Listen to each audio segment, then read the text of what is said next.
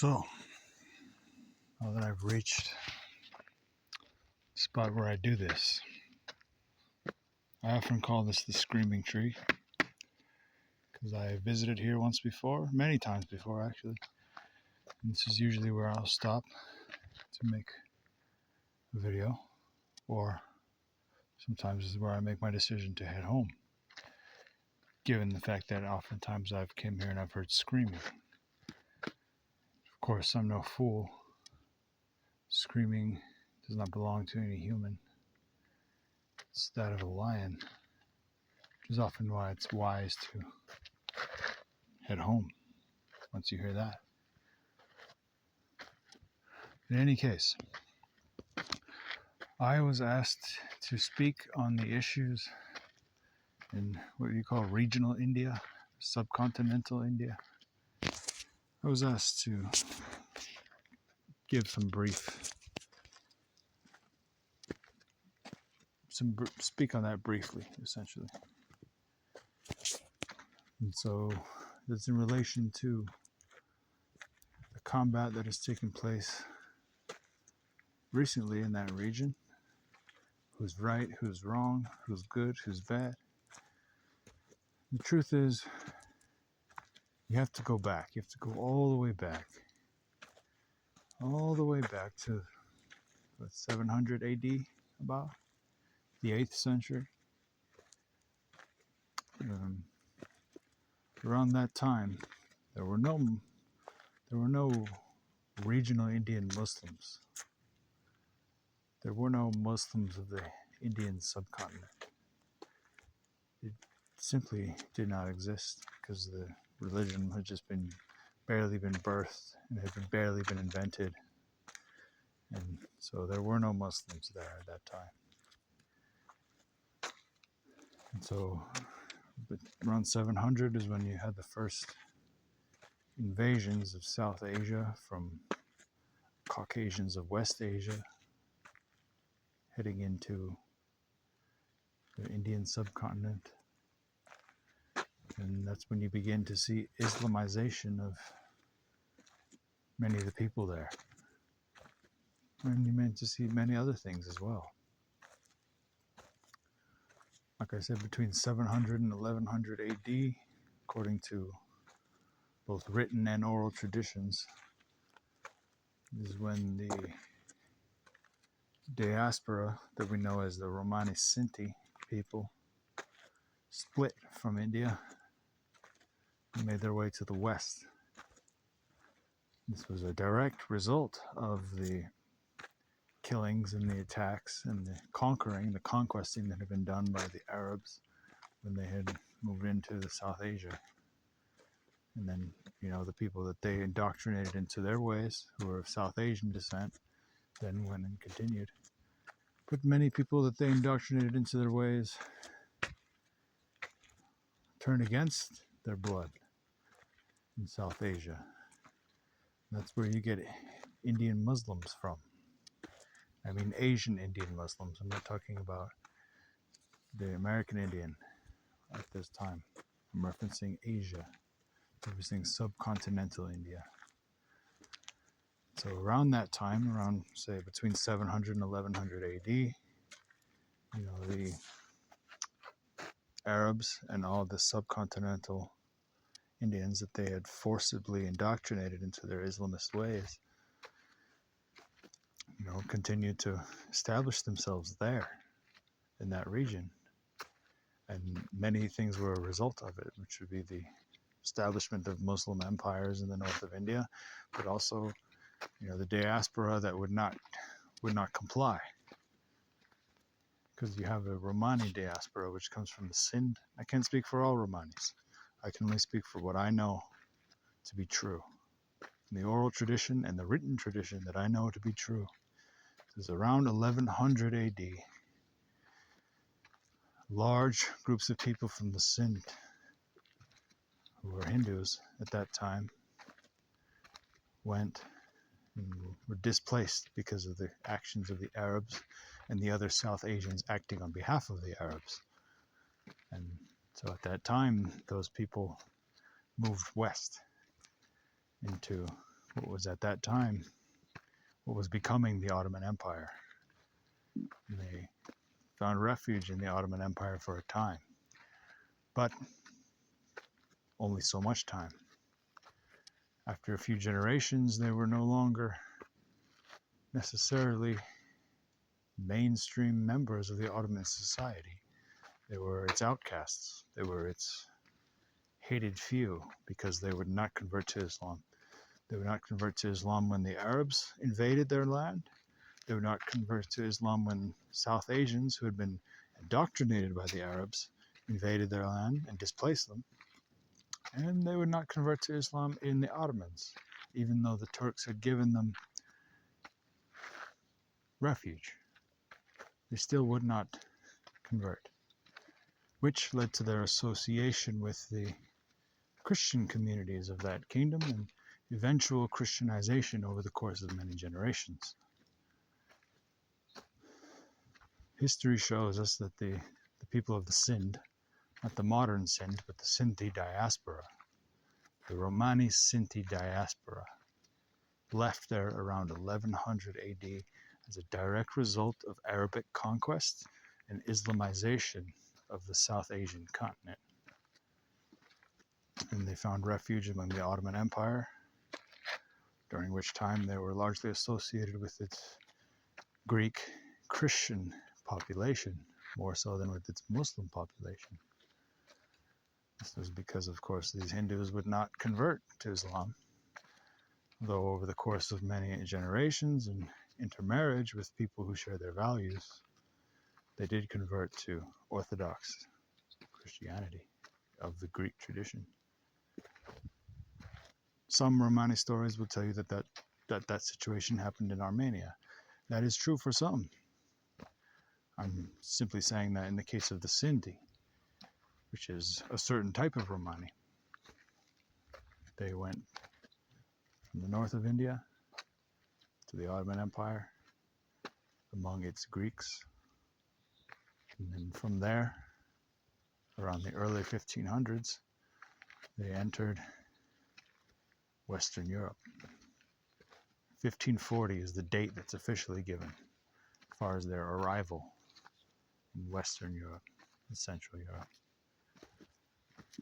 So all of that can be attributed to something, some evil that did not belong. This is Islam. Saying what separates, what created the Romani Sinti diaspora was the arrival of Islam in South Asia and those people's rejection of it, which created a mass separation between them and the Hindu world, because now the rest of the continent was separated.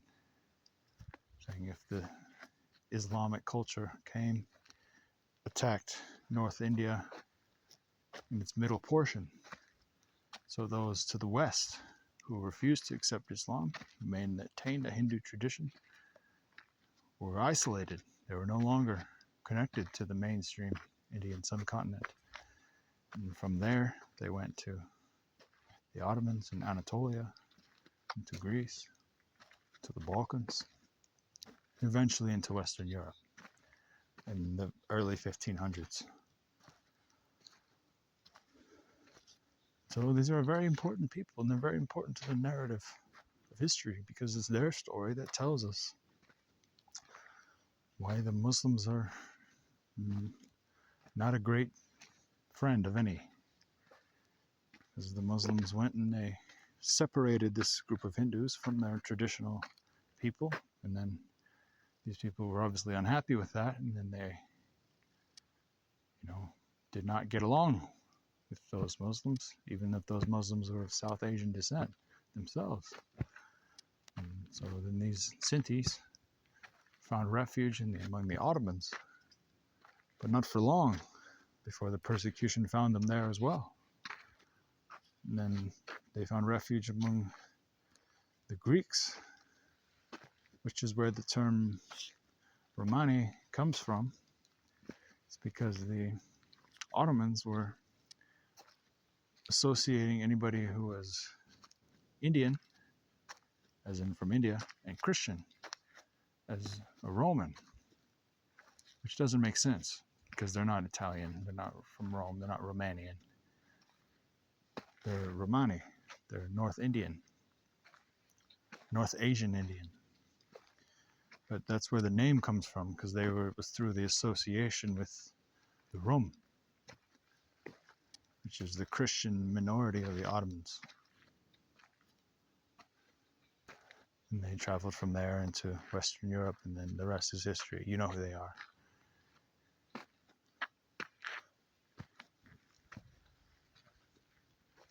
You know who they are. I don't have to tell you from there. Everybody knows who Romanis are. And people are confused about where they came from and why. They come from India. And they left India because of Islam, because of Arabs, because of the Islamized Indians, the ancestors, the modern people of what you would now call Pakistan, which is a great evil if you look at it. And that's essentially what needs to be brought into the modern discussion. So if you understand that fact, understand that Hindu culture is forever. Even if somebody has grown and done other things, and because of the course of history, they've gone on to other things, saying that the source of Hindu India is some 20,000 years old. So it's much, much, much older than the Islamic tradition that came and displaced these people.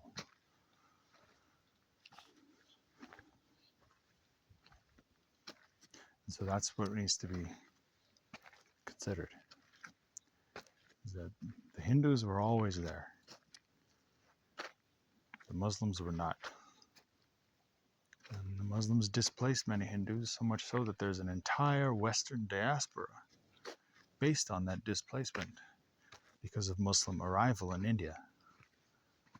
There's a whole Western diaspora that only exists because of Muslims establishing themselves in South Asia, thereby separating the Hindus to the northwest from the rest of the subcontinent, the rest of the Indian subcontinent. So that's the real truth. So when you go all the way from that into the medieval age and the early colonial age, India was always there. The Hindus were always there. That's their land, that's their home. It always was them. Muslims are new. Even the South Asian Muslims are a new culture. So they have asserted that they have as much right to that land as the others.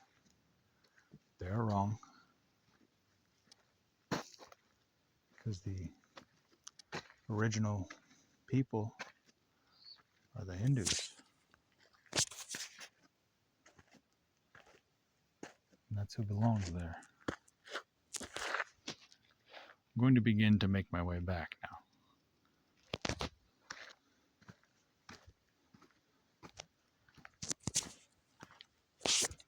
The original people, though, were the Hindus. The Muslims are new. And in truth, they don't belong there.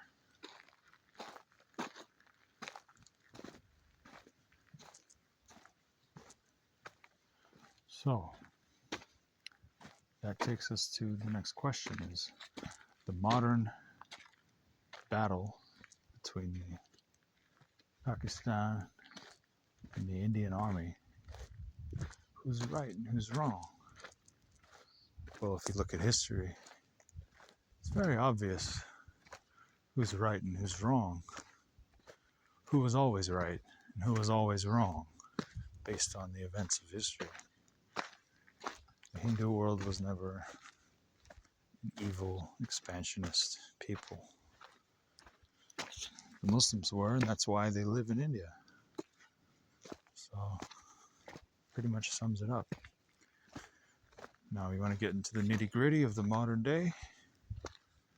Oh, there was a terrorist attack there was a terrorist attack from Pakistan into India.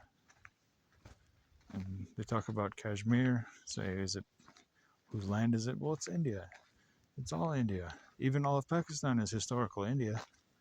This is a no-brainer.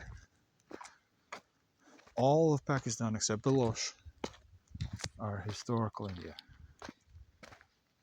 No, Pakistan is a different state as of right now. But even that is threatening to crumble right before our eyes.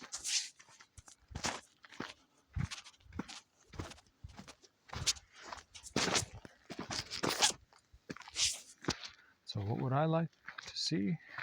First of all, obviously we give full support to people in India fighting terrorism, just as we always should. Same as in any other country, in Israel, the United States. They're fighting Muslim terrorists. That's who you want to side with. The people, it doesn't matter necessarily everything about them, but they're standing against the evil of the world. That is who you want to be beside.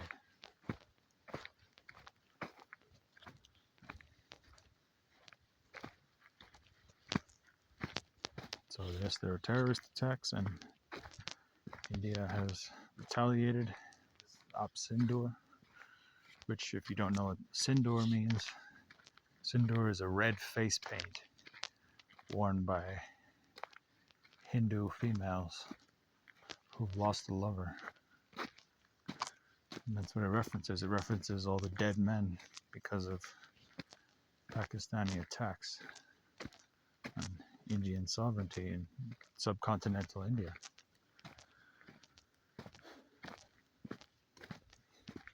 So there's that. The truth is, when you look around the comments, you see a lot of disinformation and misinformation. There's a lot of people saying, oh, you know, the Hindus are extremists and all this stuff. And I'm saying, I don't see any of that. I see Muslim extremists everywhere they are, whether it's in France, UK, Italy, Germany, China even. I see Muslims being radical wherever they are. And other people are just people. So I would say don't buy the lies, the disinformation, the cyber attack, the cyber disinformation campaign being put out there by the Pakistanis. I would say pay no mind, or even stand up and challenge it when you see it, because it's not right and they're speaking untruth. India has never harmed anybody. They never globally colonized people the way that the Muslims have. So there's really no truth to it. And they say the Hindus are extremists and all this stuff. The truth is that India is a very secular nation compared to most, and it doesn't tolerate radical Islam. And so when people say, oh, well, India has a bad track record as far as religious minorities, I don't see it. Look at the Jewish history. India is one of the only places that never persecuted their Jews, ever. So that needs to be taken into account. Whereas in the Muslim world, the Jews are considered dog, worse than dog, even. So it's the real truth. I mean, the historical record speaks for itself. The Muslim world has the absolute worst track record in history as far as religious minorities.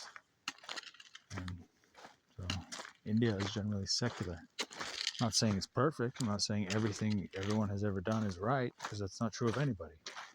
But they're not the radical Muslims, and radical, so-called radical Hindus are I mean, how could you possibly be radical about that? Is what I would like to know. Or to say, what is an extremist Hindu?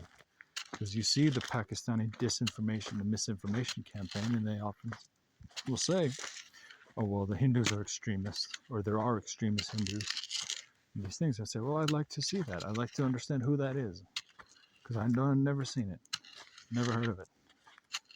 Never heard of it. Never heard of extremist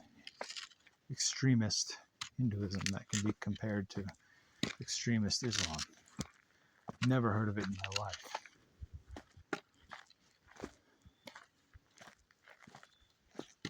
So if someone would like to fill me in on what that is, feel free. But I have no idea what extremist Hinduism could possibly be. How does that take root? What does it look like? Oh, hello, skunk. Can't really see him on here. I can see him with the naked eye, but can't really see him. Anyways, enough distractions.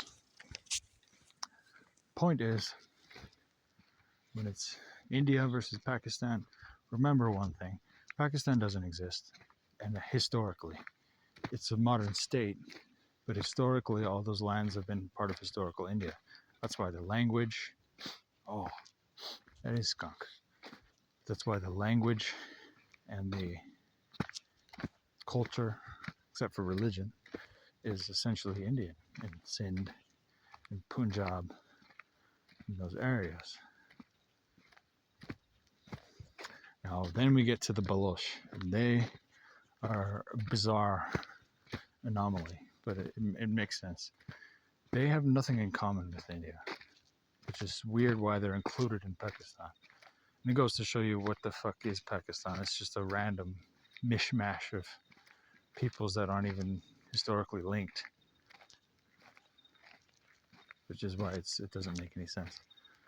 But the Baloch are more similar to the Kurdish and the Persian type people. That's where their linguistic, cultural heritage is from, and their biological heritage is from also. Whereas when you move to the Sindh, Punjab, those are Indian. Even if they're Muslim, their historical heritage.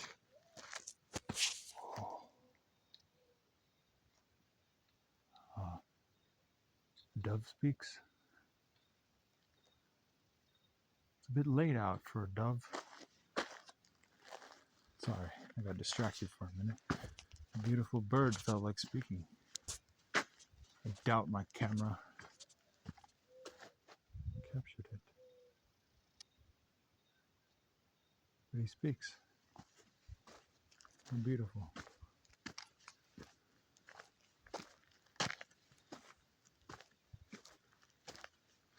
But yes, there should be no tolerance for terrorism. To conclusion, because I must finish. Let's keep this video from going too far. But there's no tolerance for terrorism. Most of Pakistan is historically India. There's no place for terrorism in the world, so India's in the right. On that hand, just on the basis of they've been terrorized, and now they're standing against it. But if you take a step further, you understand that most of Pakistan is historical India. So that gives them even more of a right to do what they've done. Now, the other aspect would be to say that, do we necessarily want to incorporate large Muslim populations into India? I think that might just bring about extremism. So while on one hand, India historically has the right to take the Sindh and the Punjab back because it's their own thing, right? Historically. But do they want a surplus in Muslim population that's going to commit terrorism? And, so it's definitely a unique situation. Obviously, India is in the right. The things that they're doing are in the right on the basis of simply standing against terrorism, but also on the basis of the fact that most of Pakistan is historically Indian land. But if India was to take those lands back, then they would have to deal with large numbers of Muslims, many of whom are extremists, being Indian citizens. And that could prove very problematic. This is also true of the Baloch, who have declared complete independence from Pakistan. So Pakistan is crumbling as we speak, because the Baloch have broken off. The Sindhu Hesh is breaking off. But the question is, are those people able to self-sustain without Pakistan? And are they able to become part of India without mass importation of terror elements? That's not for me to decide, but that would be my word of warning. Yes, India has full right to take everything back. But if you do that, then you're going to have a large amount of Muslims living as your citizens. And you have to consider the implications of that. That might not be something you actually want. That might become damaging more than it helps. As far as the Baloch, they're not Indian. They're more like the Persians, more like the Kurds. So I don't know what's going to happen to them. They've declared themselves no longer part of Pakistan at all. However, that doesn't mean they're part of India, because they're actually not. They're just something else entirely. I don't know what's to become of them. But I don't know. We will see. We will see. Anyways, I was asked to speak on that topic, to give my thoughts, and this is essentially the best I can do in a 30-minute video. That's all I can really say. Pakistan is built on historical India, so India has every right to take it back if they want it. Also, India has every right simply to fight terrorism because it is a threat. Now, the issue that's presented is, if India was to take back all of its historical lands, they would have to take back all of the people that live there, and that presents a not so good scenario because many of those people are extremists and Muslims. So while India may be in the right to take back its ancient land, large groups of people living there do not share their values, and so they might present a grave threat to the rest of India if they were to do that. That would be my only word of warning. Other than that, the dove has spoken. Both the dove that was flying over my head and singing, and I'm also referring to myself. That's all I can truly say.